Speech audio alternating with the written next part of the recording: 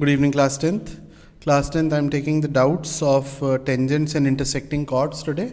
So I'm taking the first question as question number 10th of exercise 18b. Question number 10th of exercise 18b. So let me draw the figure first. ध्यान से समझना, बहुत छोटी छोटी बातें अच्छे से तरीके से समझाऊंगा. ये देखिए, तो आप लोग क्वेश्चन एक बार रीड ज़रूर कर लेना ताकि अच्छे से समझ में आ जाए. As I always say, do not depend on the teacher completely. You should read the question on your own. So CT is a tangent at point C, and ABCD is a cyclic quadrilateral. ABCD is a cyclic quadrilateral given with center O, and the chord BC is equal to the chord CD. Now since the chords are equal, so they will subtend equal angle at the center. That is angle BOC should be equals to angle COD. ठीक है ना, ये तो confirm बात है. अब इसमें आपको गिवन है एंगल BCG 108 है. एंगल BCG ये आपको दिया हुआ है 108. ठीक है, BCG 108. Now look at this angle. This is the external angle of a cyclic quadrilateral ABCD. This is external angle, yes or no?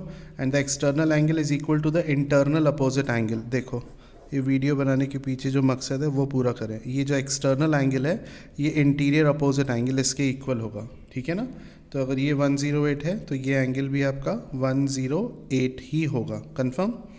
अब देखिए, ये सरकमफ्रेंस पर 108 बन रहा है, तो सरकमफ्रेंस पर अगर 108 बन रहा है तो सेंटर पर इसका डबल बनेगा. कंफर्म है. चलिए सेंटर पर बनेगा ये पूरा इसका डबल. अब हमसे पूछा क्या है, एंगल BCT. सबसे पहले हमसे पूछा है BCT, और सेकंड पार्ट में हमसे पूछा है एंगल DOC. ये DOC और BTC, ये हमसे दो एंगल पूछे हैं.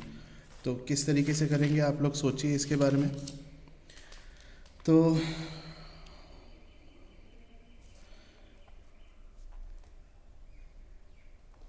ये देखिए BCT, ये एंगल BCT ये वाला एंगल है. ठीक है ना, ये एंगल BCT है. अब ज़रा गौर करिए, ये भी angle between a chord and tangent है. कह सकते हैं ना angle between chord and tangent. Angle between chord and tangent is equal to the angle subtended by the same chord in the alternate segment. ठीक है ना. अब ज़रा देखिए, एंगल BCT ये वाला एंगल हमसे पूछा है, तो किस तरीके से निकालेंगे. और करिए कि अगर ये 108 है तो ये एंगल कितना होगा, 72 होगा, क्योंकि साइक्लिक क्वाड्रिलेटरल के अपोजिट एंगल का सम 180 होता है. ठीक है ना. अब अगर हम ये BC से एंगल X मान ले तो DC से भी एंगल X बनेगा. बनेगा कि नहीं बनेगा. ठीक है. और ये जो एंगल बन रहा है आपका सेंटर पर, ये जो एंगल बन रहा है सेंटर पर 2x, ये डबल होगा किसका, सरकमफ्रेंस पे जो एंगल बन रहा है 108 का. yes or no? So 2 से 2 cancel, x will be equals to 108. ठीक है ना, x will be equals to 108. यानी ये एंगल 108 है, ये एंगल 108 है. अब देखिएगा, ये एंगल अगर 108 है तो BC से बन रहा है. ये किससे बन रहा है, BC से, क्योंकि इसका नाम है BOC. तो BC से अगर सेंटर पर BOC बन रहा है तो सरकमफ्रेंस पर ये BDC बन रहा है. BDC मैं ये बोल रहा हूँ आपको कि BOC जो कि BC से बन रहा है सेंटर पर, वो डबल होगा BDC का, है ना. तो अब आपने BOC निकाल लिया कितना, 108. तो बताइए कि BDC कितना होगा. BDC आ जाएगा बेटा कितना, 54. बोलो हाँ है ना, कंफर्म है. अब ज़रा देखिए, BDC किसके इक्वल होगा, BDC BCT के इक्वल होगा या नहीं. ये गौर करने वाली बात है. क्यों होगा, इसके पीछे की थ्योरम याद करो. Angle between a chord and tangent is equal to the angle subtended by same chord in the alternate segment. आओ लिख के बता देता हूँ, फिगर बना के बता देता हूँ. ये देखो, ये कॉर्ड है BC, ये देखो BC बनाई, ये टेंजेंट बनाया. Angle between a chord and tangent is equal to the angle subtended by the same chord in the alternate segment. तो BDC और BCT इक्वल होगा या नहीं. कंफर्म, समझ में आ गया होगा 101%. तो BCT आपका आ गया कितना, 54. ठीक है. अब आ जाइए, सेकंड पूछा है DOC. DOC तो मैं पहले ही निकाल चुका हूँ, x की वैल्यू 108. तो ये दोनों आंसर आपके आ गए. ठीक है. फीडबैक देना मुझे समझ में आया कि नहीं। अब इसके बाद मैं नेक्स्ट क्वेश्चन ले रहा हूँ 18C का क्वेश्चन नंबर फर्स्ट। 18C का क्वेश्चन नंबर फर्स्ट देखिए क्या कहता है। तो 18C का क्वेश्चन नंबर फर्स्ट है, इसमें लिखा हुआ है, क्वेश्चन पढ़िएगा ज़रूर सब लोग। 18C के क्वेश्चन नंबर फर्स्ट में लिखा है prove that of any two chords, मतलब सर्कल में कोई दो कॉर्ड्स हैं, the one which is greater is nearer to the centre. यानी कि ये दो कॉर्ड्स हैं AB और CD, इनमें जो कॉर्ड सेंटर के पास है वो ग्रेटर होगी। यानी कि जो कॉर्ड सेंटर के पास है वो ग्रेटर होगी, ठीक है ना। ये हमें प्रूफ करना है। ये देखिए, ये हमने दो परपेंडिकुलर ड्रॉप कर दिए। अब इसमें हमें गिवन क्या है, पहले तो ये समझिए। इसमें हमें गिवन है कि AB जो कॉर्ड है वो CD से बड़ी है। अब हमें प्रूफ क्या करना है, ये भी देखो। हमें प्रूफ करना है कि अगर AB बड़ी है तो वो सेंटर के नज़दीक होगी, यानी कि सेंटर के पास होगी। यानी कि जो O से M तक का डिस्टेंस है वो कम होगा O से N तक के डिस्टेंस से। समझ रहे हैं आप बात को या नहीं समझे? दोबारा बता देता हूँ। अगर AB कॉर्ड बड़ी है तो वो सेंटर के पास होगी, यानी कि सेंटर से उसकी दूरी कम होगी, यानी OM छोटा होगा ON से। क्यों? क्योंकि CD छोटी है। अगर वो छोटी है तो वो सेंटर से दूर होगी। दूर मतलब उसका डिस्टेंस ज़्यादा होगा सेंटर से। Got it? तो हमें प्रूव करना है OM ON से छोटा है। ठीक है, ये करते हैं। इसके लिए मैंने ये रेडियस ड्रॉ कर दी, ये रेडियस ड्रॉ कर दी, ये R है, ये भी R है। तो ट्राइंगल OMB में R स्क्वायर इक्वल होगा OM square plus MB square. ठीक है, तो MB स्क्वायर कितना आ जाएगा, R square minus OM square. ठीक है ना। और ट्राइंगल ONC में R स्क्वायर इक्वल होगा बेटा किसके, ON square plus NC square, यानी NC स्क्वायर इक्वल हो जाएगा R square minus ON square. ठीक है। अब MB और NC में कौन बड़ा होगा? अब देखिए, क्योंकि AB is greater than CD, so we can say that half of AB will also be greater than half of CD। AB का हाफ क्या होगा? AB का हाफ होगा MB, और CD का हाफ क्या होगा? CD का हाफ होगा NC। क्लियर है ना बात? अब अगर MB NC से बड़ा है तो MB का स्क्वायर भी NC के स्क्वायर से बड़ा होगा। बोलो हाँ है ना, कंफर्म है? तो MB का स्क्वायर NC के स्क्वायर से बड़ा है। वैल्यू पुट कर दो। MB स्क्वायर की वैल्यू है R square minus OM square और इज़ ग्रेटर देन NC का square R square minus ON square. R square से R स्क्वायर कट गया, माइनस का OM square is greater then minus का ON स्क्वायर। अब ज़रा देखो, -2 बड़ा होता है -3 से, होता है या नहीं होता? अगर आप माइनस से माइनस काट दोगे तो क्या 2 3 से बड़ा है? नहीं ना। अगर माइनस का आप साइन काटते हो तो याद रखना इनइक्वालिटी का साइन चेंज हो जाएगा। यानी अगर -2 -3 से बड़ा है और आप माइनस साइन काटो तो इनइक्वालिटी का साइन चेंज हो जाएगा, याद रखना। तो अगर माइनस OM स्क्वायर बड़ा है माइनस ON स्क्वायर से, और अगर आप ये माइनस साइन काटोगे तो आपको क्या लिखना होगा कि OM स्क्वायर बड़ा है किससे? ON स्क्वायर से, यानी छोटा है, सॉरी। तो यानी OM छोटा है किससे? ON से। ये आपको प्रूफ करना था। ये देखिए, OM छोटा है ON से। समझ गए बात को? तो अगर माइनस साइन कटेगा तो इनइक्वालिटी का साइन चेंज हो जाएगा। एक बार और समझा दूँ। देखिए, जैसे कि 4 बड़ा है किससे? 3 से। तो अगर आप माइनस से मल्टीप्लाई करें तो -4 छोटा हो जाएगा -3 से। तो अगर आप माइनस से मल्टीप्लाई करें या माइनस काटें तो इनइक्वालिटी का साइन चेंज हो जाएगा, याद रखना इसको। ठीक है, उम्मीद करता हूँ समझ में आ गया होगा। मुझे फीडबैक ज़रूर देना बेटा। इसके बाद आ जाइए क्वेश्चन नंबर 2 18C का। टाइम लगता है इन क्वेश्चंस में। क्वेश्चन नंबर 2 18C का ये दिया हुआ है क्वेश्चन में। क्वेश्चन ध्यान से खुद पढ़ना, मैं हमेशा एक ही बात बोलता हूँ। इसमें लिखा है OABC रोम्बस है। ये देखिए, O सेंटर है और OABC ये रोम्बस दिया है। ठीक है, OABC रोम्बस है, यानी चारों साइड्स बराबर है। ये भी रेडियस, ये भी रेडियस, ये भी रेडियस, ये भी radius, R R R R और ये, चलिए खैर। और फर्स्ट पार्ट में लिखा हुआ है रेडियस 10 है। फर्स्ट पार्ट कर रहा हूँ। रेडियस 10 सेंटीमीटर है और आपको इसका एरिया फाइंड आउट करना है। कैसे करेंगे भाई एरिया फाइंड आउट? तो रोम्बस का एरिया हालांकि हाफ d1 d2 होता है, पर देखते हैं कि क्या इसमें हम d1 d2 लगा पाएंगे या नहीं। तो मेरे को लगता है d1 d2 तो नहीं लग रहा। अगर हम O से B को ज्वाइन कर दें तो ये भी रेडियस है। अगर आप ध्यान दो तो ये दो इक्विलेटरल ट्राइंगल बन रहे हैं, अगर आप ध्यान दो तो, है ना, बन रहे हैं ना। तो अगर मुझे इस रोम्बस का एरिया निकालना है तो मैं इस वाले ट्राइंगल का एरिया निकाल लूँ इक्विलेटरल, और इसका एरिया निकाल लूँ। तो ये फार्मूला ना लगा करके मैं 2 बार इक्विलेटरल ट्राइंगल का एरिया निकाल लूँगा, √3/4 इंटू साइड का स्क्वायर। तो क्योंकि एक इक्विलेटरल ट्राइंगल है मेरा OAB और एक इक्विलेटरल ट्राइंगल है OBC, दिख रहा है ना सबको, फिर भी लिख के बता दिया, अब तो खैर दिख ही गया होगा। तो 2 से काट दिया, 2 टाइम्स √3/2 इंटू साइड। अब साइड क्या है, साइड है OA ले लो या AB या BC या OC, कुछ भी ले सकते हो। तो साइड है कुल मिला के R, क्योंकि रेडियस है जो आप साइड देख रहे हैं वो R के इक्वल है। तो √3/2 इंटू 100, तो मेरा आंसर आ रहा है 50√3 सेंटीमीटर स्क्वायर। Got it. अब इसका सेकंड पार्ट देखिए।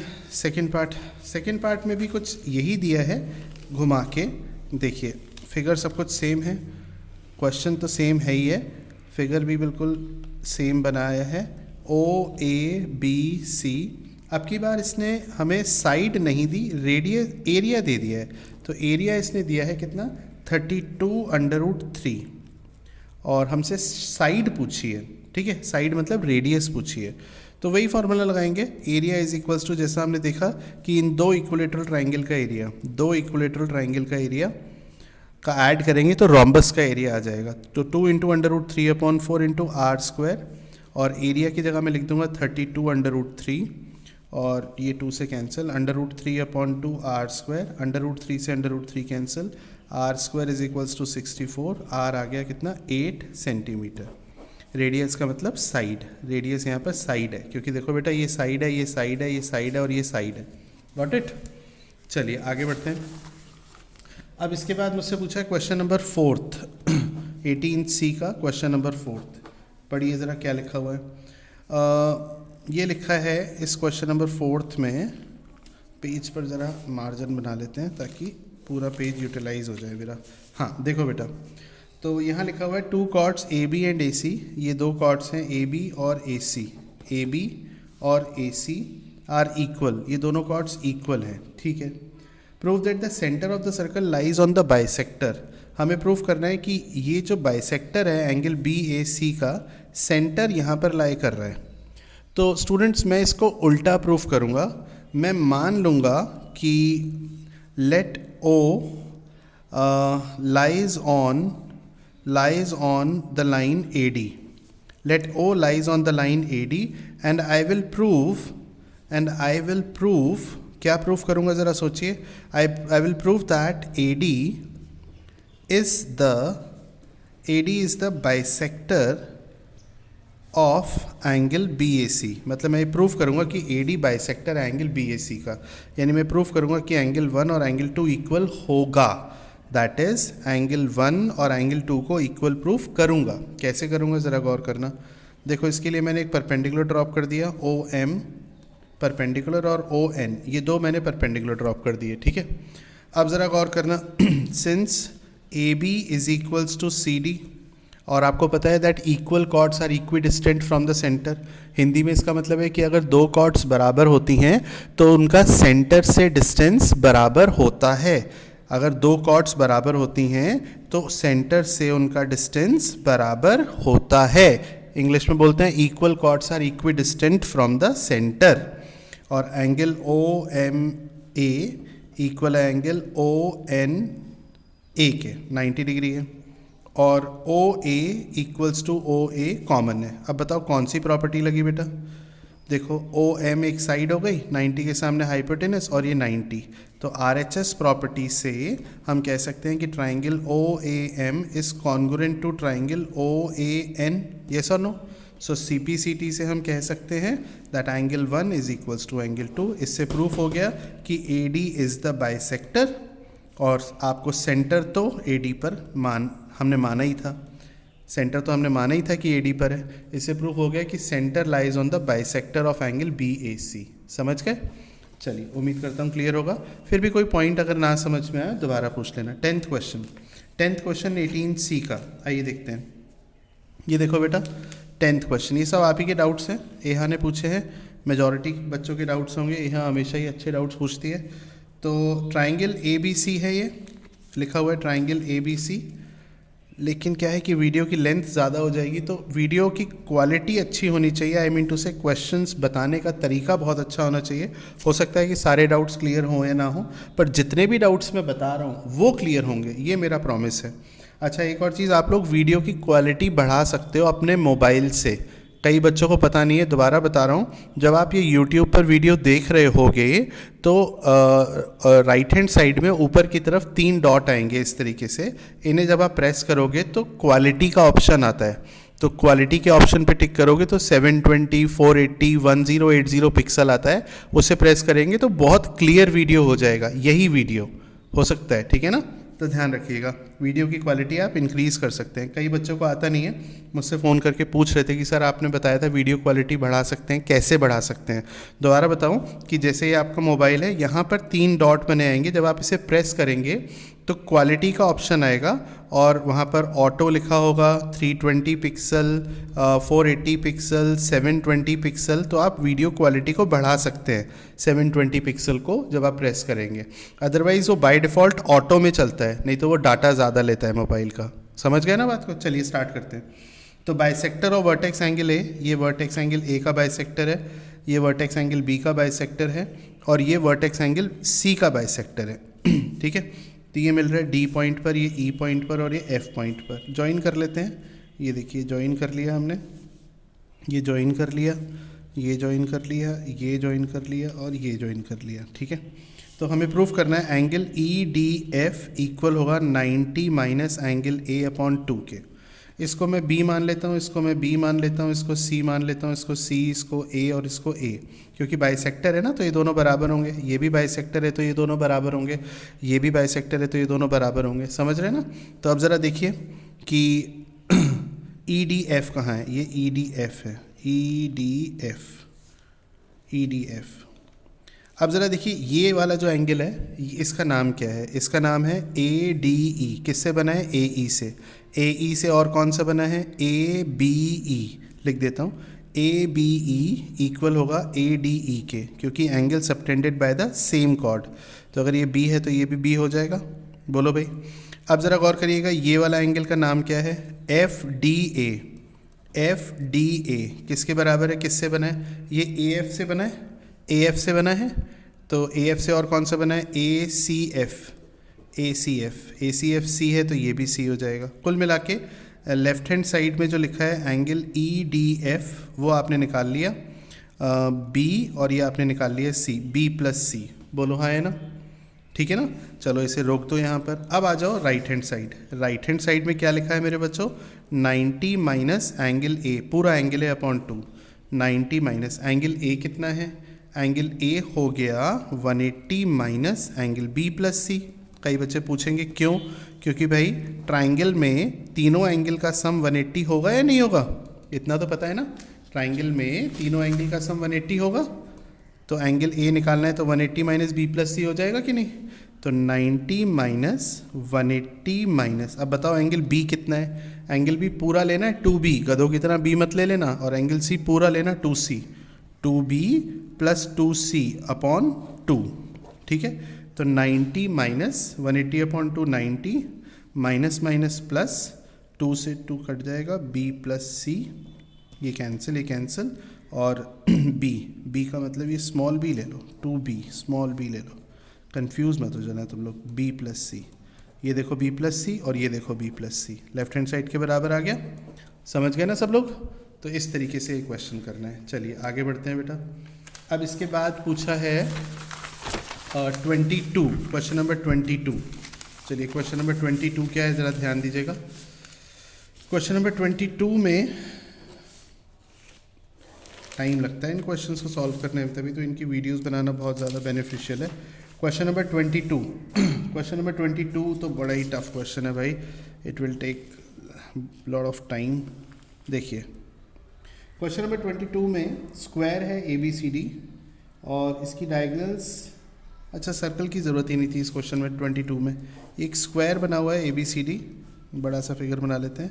ए बी सी डी स्क्वायर है। मेरे ख्याल में इसी क्वेश्चन पे मेरे को क्लास ओवर करनी होगी, क्योंकि फिर ज़्यादा लेंदी क्लास ना अपलोड नहीं हो पाती। ए बी सी डी एक स्क्वायर है, इसकी डायगोनल ए सी और ये बी डी, ये इंटरसेक्ट कर रही है ओ पॉइंट पर, ठीक है, ओ पॉइंट पर इंटरसेक्ट कर रही है। The bisector of D A O, ये डी ए ओ का बाइसेक्टर है, मीट कर रहा है बी डी को एम पॉइंट पर।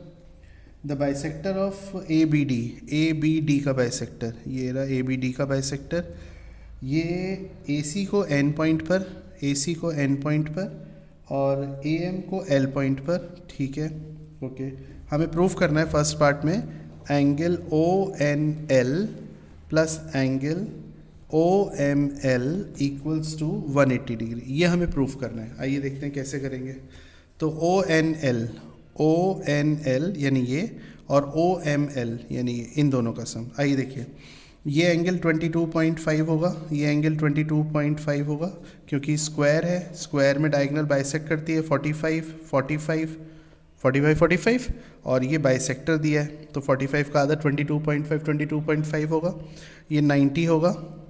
अब ट्राइंगल देखो, ट्राइंगल ओ एम ए में ये 90 है, ये 22.5 है, तो तीसरा कितना निकलेगा 90 22.5 112.5 80 180 में से माइनस करेंगे तो आ जाएगा हमारा 67.5, यानी ये वाला एंगल आ गया आपका 67.5, ठीक है। चलिए अब आ जाइए ये वाला एंगल, ये देखिए ये एंगल अपना कितना होगा 22.5, ये एंगल 90 होगा, 90 22.5, तो ये जो एंगल है ये एक्सटीरियर एंगल है ट्राइंगल ओ एन बी का, बोलो ओ एन बी का ये एक्सटीरियर एंगल है, तो ये इन दोनों के सम के बराबर होगा या नहीं होगा। तो एंगल ओ एन एल जो कि एक्सटीरियर एंगल है वो इक्वल होगा 90 और 22.5 के, बोलो 90 और 22.5 हो गए 112.5 112.5। तो अब इन दोनों का सम करके देख लो, 112.5 और 67.5 आ रहा है ना 180। तो इस तरीके से फर्स्ट पार्ट हो गया, क्लियर है। अब सेकंड पार्ट क्या है, सेकंड पार्ट है angle B A M should be equals to angle B M A, ठीक है, बी ए एम ये आपका 45 है, बी ए एम कितना हो गया 45 प्लस 22.5 यानी कि 67.5 और बी एम ए वो तो आपको दिख ही रहा है 67.5 ये रहा, तो ये भी हो गया सेकेंड पार्ट प्रूफ। अब थर्ड पार्ट काफ़ी इजी है, ए एल ओ बी को साइक्लिक क्वाड्रिलेटरल प्रूफ करना है। तो इसके लिए ज़रा देखिए, मैं अलग से फिगर ये बना के दिखा रहा हूँ, मतलब जूम करके दिखा रहा हूँ जो मैं हमेशा करता हूँ। ए एल ओ और ये बी, ये साइक्लिक क्वाड्रिलेटरल प्रूफ करना है, ठीक है ना, ए एल ओ बी को साइक्लिक क्वाड्रिलेटरल प्रूफ करना है। ये देखो इसको ज्वाइन कर देता हूँ इस तरीके से। तो ज़रा देखो ये ए बी जो है एल पॉइंट पर कितना एंगल बना रही है, यानी ये एंगल कितना है, क्या ये निकाल सकते हो। देखो ये एंगल है 67.5, ये एंगल है 22.5, तो 67.5 और 22.5 90, तो ये एंगल 90 हो गया, 90 हो गया ना, क्योंकि तीनों एंगल का सम 180 है। और ए बी से ओ पर कितना बन रहा है, ए बी से ओ पर, ये देखो साफ साफ ए बी से ओ पर 90 बन रहा है।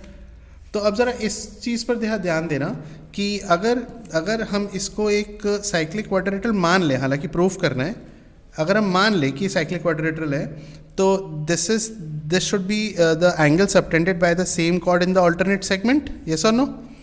ये ए बी से एल पर बन रहा है और ए बी से ही ओ पर बन रहा है, तो this is the angle subtended by the same chord AB in the alternate segment, so this should be equal if this is the cyclic quadrilateral। और क्योंकि ऐसा हो रहा है कि भाई AB से L पर और AB से O पर, यानी AB से उसके एक ही साइड पर दो जो एंगल बन रहे हैं वो क्योंकि इक्वल बन रहे हैं, इक्वल चाहे कितने भी बन रहे हो, चाहे 90 बन रहे हो, चाहे 80 बन रहे हो, चाहे 70, इक्वल बन रहे हैं, तो ये साइक्लिक क्वाड्रिलेटरल होता है। ये चारों पॉइंट साइक्लिक क्वाड्रिलेटरल होते हैं। इससे प्रूफ हो गया कि ये साइक्लिक क्वाड्रिलेटरल है। इसको मैं अलग से एक बार और बता दूं ताकि किसी बच्चे को डाउट ना हो। देखो मान लो ये 4 पॉइंट साइक्लिक क्वाड्रिलेटरल आपको प्रूफ करने हैं, ध्यान से समझना।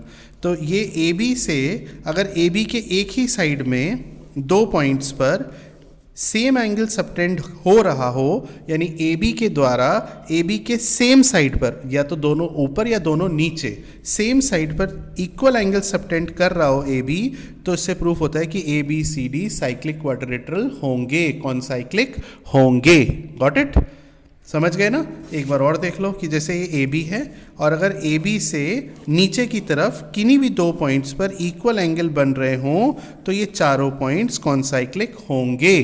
क्लियर है? आज की वीडियो में इतना ही रखूंगा। डाउट समझ में आए कि नहीं आए मुझे फीडबैक ज़रूर देना। Thank you.